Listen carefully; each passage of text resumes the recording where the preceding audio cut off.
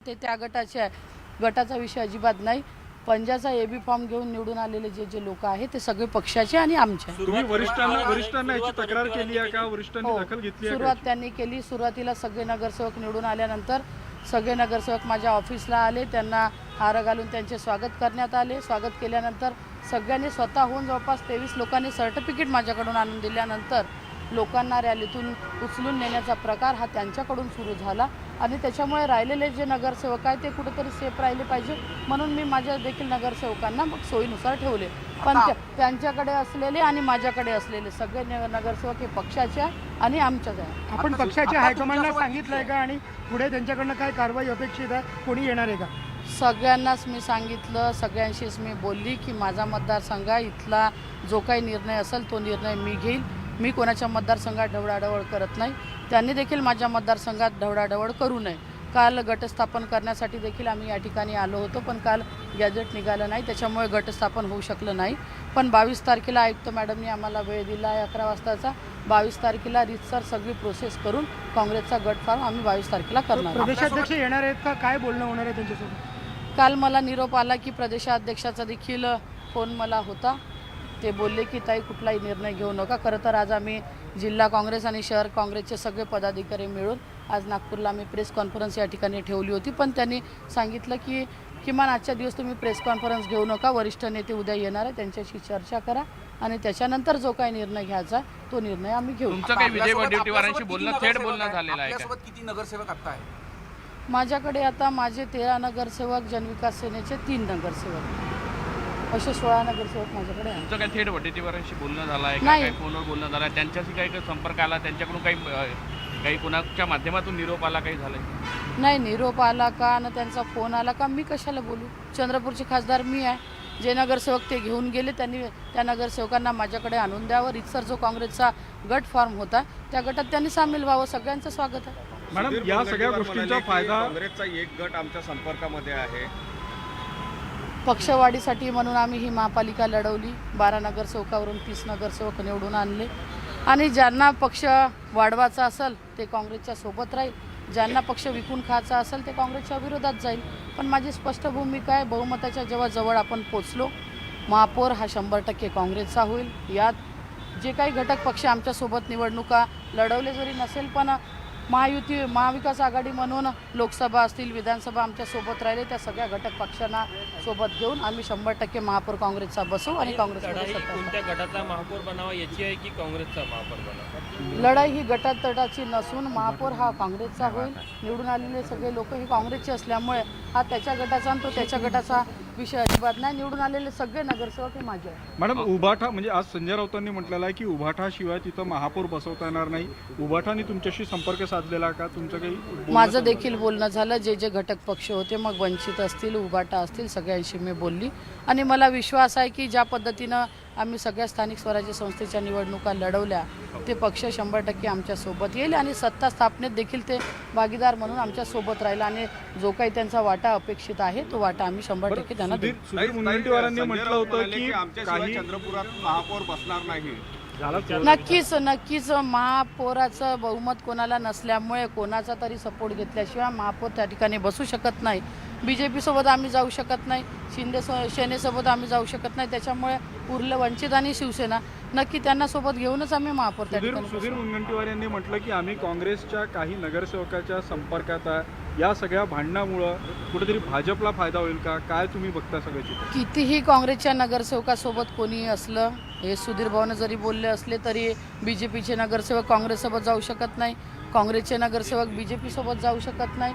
कुठंतरी पक्षाचा व्हीप असतो, गटनेत्याने दिलेला आदेश हा प्रत्येकाला लागू होतो।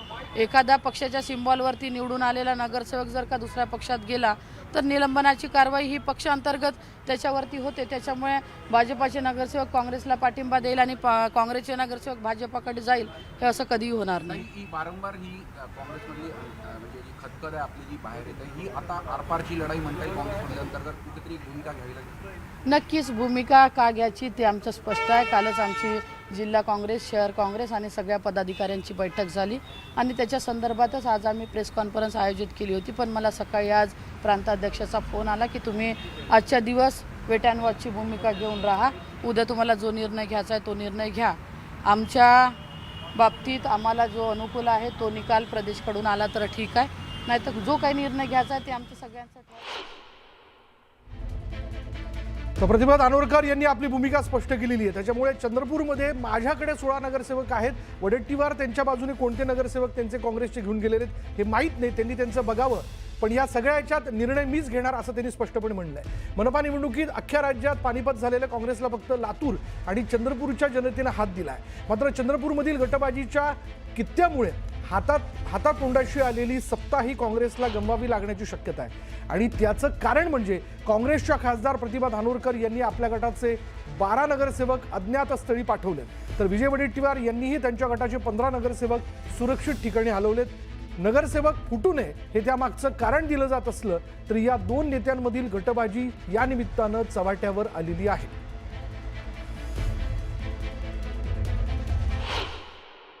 सुधीरजी मुनगंटीवारांनी काही स्टेटमेंट केलं की काँग्रेसचा एक गट वगैरे हे सगळी अफवा आहे आणि ते मतदारामध्ये संभ्रम निर्माण करणारी गोष्ट आहे. त्यामुळे मला त्यामध्ये नगरसेवक पूर्णतः सुरक्षित आहेत, सर्व आमच्याकडेच आहेत. ते मग खासदारांच्याकडे असू दे की आमदारांच्याकडे असू दे, आम्ही काँग्रेसचे आहोत. आम्ही एकत्र येऊ, गटनेता तयार करताना एकत्र येऊ आणि सत्ता स्थापन करतानाही आम्ही एकत्रच राहणार आहोत.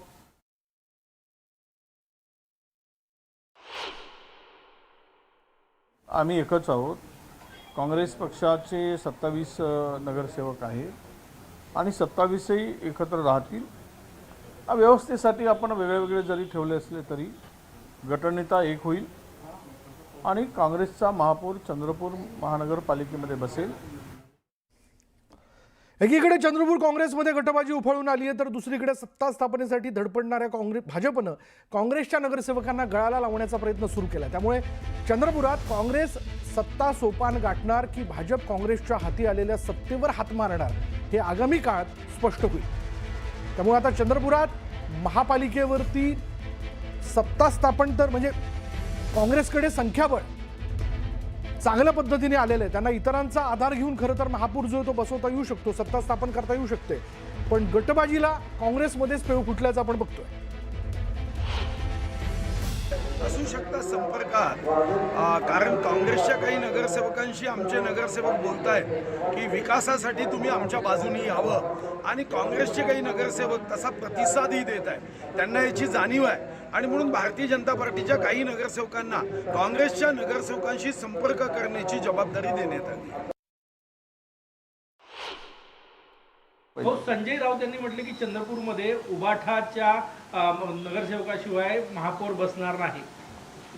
नाही, ते उबाटांची आपली युती नव्हती, पण उबाटा आणि आम्ही महाविकास आघाडीमध्ये एकत्र आहोत म्हणून आम्हाला वाटतं की आपण एकत्र राहून सत्ता स्थापन करावी अशी आमची भूमिका आहे आणि त्यासाठी त्यांच्याशी चर्चा आमची सुरू आहे. त्यांनी पण उबाठाने पण महापौर पदावर दावा केलेला आहे चंद्रपूरमध्ये. हो, मागं त्यांनी दावा केलेला आहे, प्रश्नच नाही. त्यांनी दावा करण्याचा त्यांचा अधिकार आहे, कारण पण ते आता चर्चा करून आम्ही तो निर्णय घेऊ.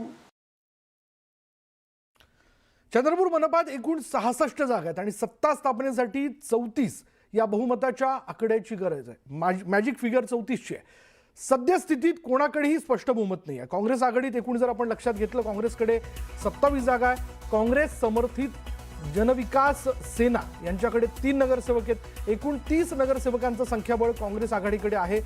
बहुमतासाठी काँग्रेस आघाडीला 4 नगरसेवकांची आवश्यकता आहे. तर भाजप शिवसेना युतीत भाजपकडे 23 जागा आहेत, 23 नगरसेवक आहेत. शिंदेची शिवसेना 1 जागेवरती जिंकून आलेली आहे. असे एकूण त्यांच्याकडे 24 नगरसेवकांचं संख्याबळ आहे. महायुतीला बहुमतासाठी 10 नगरसेवकांचं संख्याबळ आवश्यक आहे. त्यामुळे यात शक्यता अशी आहे की भाजप काँग्रेसचे नगरसेवक फुडू शकतात. यामध्ये जर आपण पाहिलं तर एकूण जागा 66 आहे, बहुमताचा आकडा 34 आहे आणि यात उद्धव बाळासाहेब ठाकरे यांच्याकडे 6 नगरसेवक आहेत. त्यामुळे हे 6 नगरसेवक निर्णायक भूमिका बजावणार आहेत. शिवाय 2 नगरसेवक बहुजन विकास आघाडीकडे, वंचित बहुजन आघाडीकडे. एकूण 8 नगरसेवक जे आहेत हे आपण जर पाहिले तर महत्त्वाची भूमिका बजावतील. अपक्ष 2 आहेत. बसपाकडे 1 नगरसेवक आहे. MIMचा 1 नगरसेवक निवडून आलेला आहे. त्यामुळे इतरांमध्ये जर आपण लक्षात घेतलं म्हणजे उबाठा असेल, वंचित बहुजन आघाडी असेल आणि इतर मंडळी काय भूमिका बजावत आहेत याकडे सगळ्यांचं लक्ष आहे. भाजपसमोरचे पर्याय काय आहेत बघा. यामध्ये आपण जर पाहिलं तर भाजपकडे 23 नगरसेवक आहेत, शिंदे गटाकडे 1 नगरसेवक आहे. त्याचबरोबर आपण जर पाहिलं तर उद्धव बाळासाहेब ठाकरे यांच्याकडे 6 नगरसेवक हे जर एकत्रित आले. त्याचबरोबर वंचित बहुजन आघाडी 2 नगरसेवक, इतरांमध्ये 2, असा 34चा आकडा जो आहे तो या ठिकाणी एकत्रित होऊ शकतो. असं गणित जमवता येऊ शकतं. पण बघूया बरं काँग्रेस समोरचे पर्याय काय बघा. काँग्रेसकडे 27 नगरसेवक आहेत, जनविकास सेनेकडे 3, उद्धव बाळासाहेब ठाकरे यांचे जर त्यांना जोडले गेले तर 6 नगरसेवक त्यांना जोडले जाऊ शकतात आणि वंचित बहुजन आघाडीचे जे 2 नगरसेवक त्यांना जोडले जाऊ शकतात. असा 38चा आकडा जो आहे मॅजिक फिगरचा तो गाठला जाऊ शकतो. तर पाहूया सत्ता सोपान गाठण्याकरता कोण काय करतंय आणि या सगळ्याच्यात घोडे बाजाराला चांगलाच ऊत येऊ शकतो.